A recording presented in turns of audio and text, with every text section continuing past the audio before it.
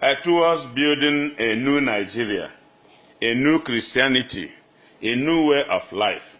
Our pulpits must stop talking about miracles and breakthroughs, because the message our youth are hearing is that through miracles and breakthroughs, you can get something out of nothing. You can never get something out of nothing. What they are hearing is that it is possible to reap where you have not sown. The national cycle of Nigerians today is more like, if it is good for me now, it doesn't matter what happens later. If truth be told, our churches have largely contributed to this. Our messages of instant gratification have led to a whole generation of people who only want to see instant results, immediate relief, and a painless profit. This is not the natural course of nature. My brother, our youth to change, our messages must also change. For our nation to change, our pulpit must also change. We must begin to deliver relevant homilies, messages which are capable of building a healthy nation and future, instead of messages that are only promising blessings, miracles, breakthroughs, and wonders.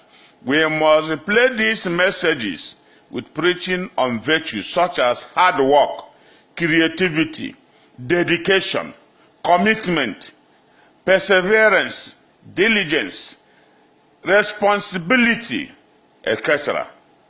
We must stop glorifying people who became wealthy from unexplainable sources.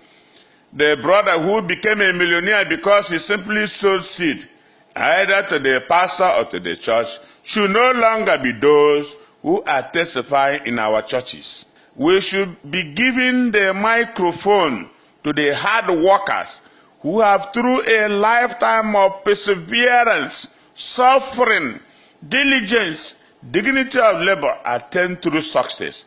Until we do this, our churches and nation will keep on celebrating symbols of instant successes like Yahoo boys, the scanners, 419ers, bank thieves, MMMs. Unfortunately, as of today, these are the only type of success stories our messages are capable of producing.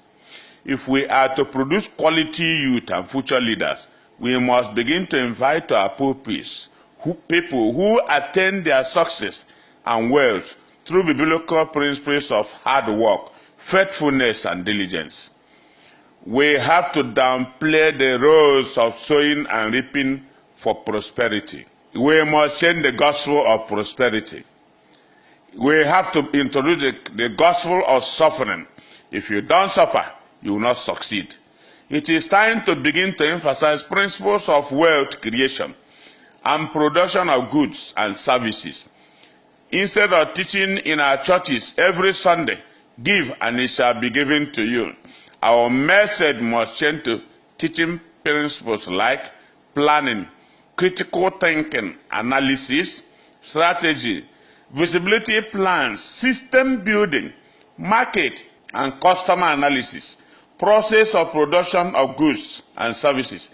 This is how noble people are produced, not by what is being propagated by our pulpits today. With the message we have today in our churches and society at large, it is no wonder that these young people now act as if God is the rewarder of laziness and mediocrity. Please, I want to use this avenue to appeal to my fellow pastors and priests. Let us stop preaching the pseudo-gospel and begin to preach the real gospel of the kingdom. Our youth must know that Christianity is not magic.